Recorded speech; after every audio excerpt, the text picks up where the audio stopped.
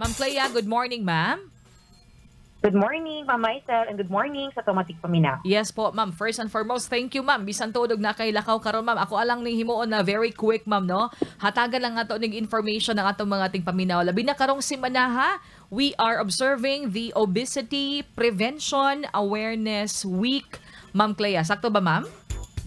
Yes, ma'am. Tama, ma'am. Opo. First week of September na siya. Oo, sige. So, karon kay first week pa man, tama ba? Ay, second week na ba ron? Basta kay anyway, basta karong mula na obesity, ma'am, wala gipili nga week. Murag every week. Mauna siya nga, ang mga balatian sama sa sakit sa kasing-kasing, diabetes type 2, sakit sa bato, apdo, guban pa diha, mga cancer, no? So, mauna siya atong posibleng makuha. Ma'am, unsay mga packages or tabang nga pwedeng ihatag ni PhilHealth kung ang usa ka tawo dunay balatian gumikan sa obesity, ma'am? Yes, ma'am. Maisel, no? So, in line sa kaning obesity awareness, Prevention Awareness Week, so sa PhilHealth, doon na magutay mga sakit, ma'am, no, na pwede makuha sa kaning obesity, sakit na obesity. So, sa PhilHealth, ma'am, na naatay kada iyang package ay kaning bypass nato, coronary artery bypass, 53,400 atong regular case rate. Naapit po na siya sa tuang mga Z benefits sa PhilHealth. Okay. And then, kaning sakit nga essential hypertension, 9,000 pesos. Kani pong diabetes, ma'am, no, nga sakit, which is common among those nga adunay obesity. Yes. 15,800 to ang pinakamababa nato ani 10,000 pesos. O kani pong cholecystectomy, ma'am, no, katong surgery for the removal of the gallbladder, ang package sa PhilHealth is 31,000 pesos. Okay, so doon na yung mga packages. But of course, ma'am, dili kita gusto nga magamit nato ni mga packages, ma'am, no? Kay gusto kita healthy ang ato ang kinabuhi o atay mga balatian. So, ma'am, pwede ba may minimo hatagan, ma'am, o mga ideas lang based sa ato, of course, na research na gikan sa mga experts? Unsaon nga malikayan, Ma'am Clea, ang obesity, ma'am?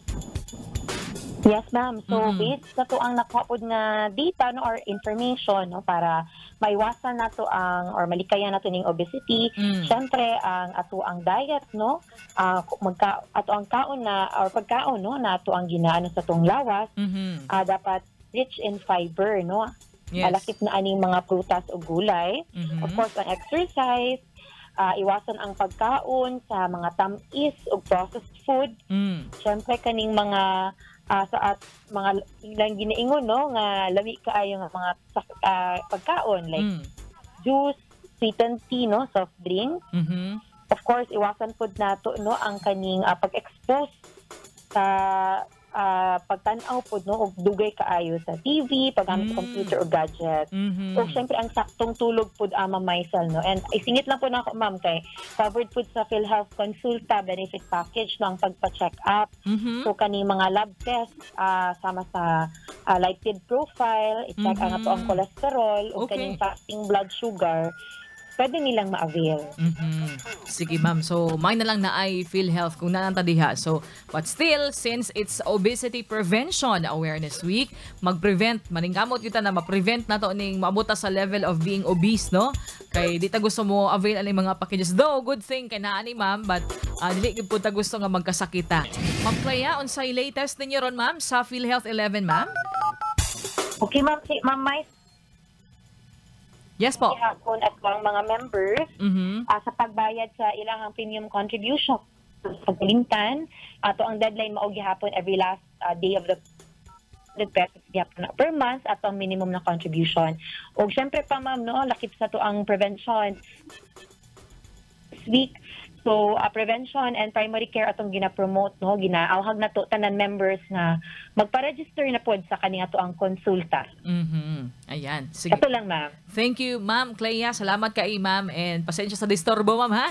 Salamat kay ma'am sa kanunay. Ma'am Yes, Clea. ma'am. Wala problema, ma'am Maisel. Daghang salamat kaayo, Yes ma'am. po. Ma'am Clea Guevara kasama sa PhilHealth 11.